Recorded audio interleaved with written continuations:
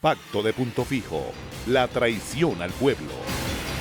El Pacto de Punto Fijo, firmado el 31 de octubre de 1958, fue un acuerdo de gobernabilidad mediante el cual los actores políticos y sociales, junto a Fedecámaras, la Iglesia Católica y las Fuerzas Armadas, se comprometían a defender la democracia representativa como forma política y al capitalismo en el ámbito económico.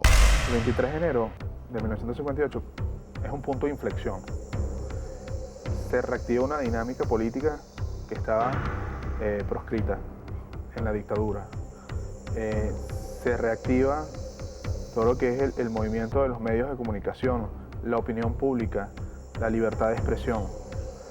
Comienza a generarse a nivel nacional un gran debate sobre el destino que debería correr Venezuela, sobre el papel que deben tener los partidos políticos y, por sobre todas las cosas, sobre la democracia y el tipo de sistema democrático que debería instaurarse. Los que firman el pacto son la vieja guardia política, Rómulo Betancourt, es Jovito Villalba, es Rafael Caldera. En cambio, el Partido Comunista o la misma Junta Patriótica, aunque no era un partido, pero había figuras como Fabricio Ojeda, es decir, figuras ya famosas en ese momento, fueron excluidas de ese pacto. Pese a que el pacto fue visto como un aspecto positivo por el momento que vivía el país, estaba saliendo de un golpe de Estado, se necesitaban alianzas políticas. El pacto nació, digamos, ya con el talón de Aquiles de desterrar a los sectores más jóvenes, digamos, de ideas, digamos, más radicales de ese pacto. El 20 de enero de 1958 se reúnen en la ciudad de Nueva York. Es un encuentro que va a determinar lo que va a ser posteriormente el pacto Punto Fijo. Digamos que es un pre-punto fijo, se ponen de acuerdo. Cuando uno revisa más los detalles, uno sabe que, por ejemplo, Eugenio Mendoza, que era un conocido empresario, también estaba ahí. O sea, uno también puede saber que antes se habían entrevistado con el Departamento de Estado de los Estados Unidos, del gobierno de los Estados Unidos. O sea, se venía con una idea clara de qué forma política se iba a instaurar. El pacto Punto Fijo no tiene ningún tipo de representación popular. Son intereses esencialmente económicos y políticos. Y, por supuesto, intereses muy vinculados con el gobierno estadounidense. Pero asociar el pacto Punto Fijo con una agenda popular, una agenda social, una agenda de reivindicación es completamente errado. En solo 10 años de haberse implantado el Pacto de Punto Fijo, ya la nación marchaba muy mal en lo económico. Aumenta el desempleo, la pobreza y la exclusión escolar, convirtiéndose en un modelo excluyente que indujo graves problemas para la nación y su democracia, como lo fueron el clientelismo político y la burocracia. Lo impresionante es que los ministros de ese gobierno del año 58 eran todos empresarios. La mayoría del empresariado venezolano se ha enriquecido a través del Estado. Aquí muy pocos empresarios han hecho fortunas por sí solos.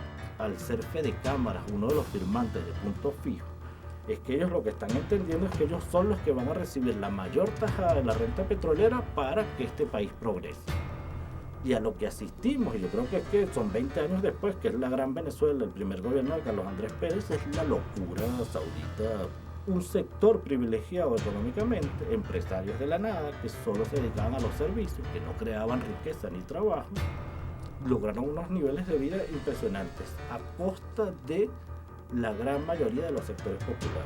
Inclusive antes se había firmado un pacto de avenimiento obrero-patronal. O sea, la desfachatez llegó a tal punto de que estas cúpulas políticas que van a firmar Punto Fijo hacen que Fedecámaras y la central de trabajadores de Venezuela se pongan de acuerdo y los trabajadores acepten no hacer huelgas ni protestar por nada de todo lo que habían sufrido durante 10 años, todo en aras de lograr una transición tranquila a la democracia.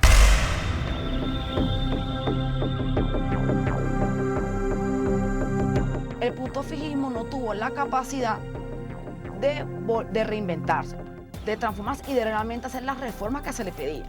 Hasta que en el 98 nos triunfa Chávez, que era el peligro que desde el 92 ya muchos veían. Y como no hubo ninguna reacción del Estado político en cambiar, porque pensaban que el país iba a seguir votando por ellos, porque el pueblo venezolano no era rebelde, era fácil de controlar. Lo que hay que entender es que la democracia representativa era un solo programa político desde el año 58. O sea, si uno quiere pretender y decir que sí, es que Copey siempre fue una cosa y URD otra. Sí, hubo diferencias, pero básicamente todos pensaban lo mismo. ¿Y a qué estaban apostando? Estaban apostando a un desarrollo de tipo capitalista, en la que el Estado ejercía un poder omnímodo sobre un capitalismo de Estado, que además lo que hacía era beneficiar a las élites. Punto Fijo sí fue un acuerdo electoral, unas reglas de juego que terminaron reposando en el amiguismo, en el reparto de poder terrible. O sea, que para tú ser el presidente de la Junta de Condominio tenías que hacer adeco, ese tipo de cosas. O sea, que terminó permeando y pervirtiendo todo nuestro desarrollo político del pasado siglo XX.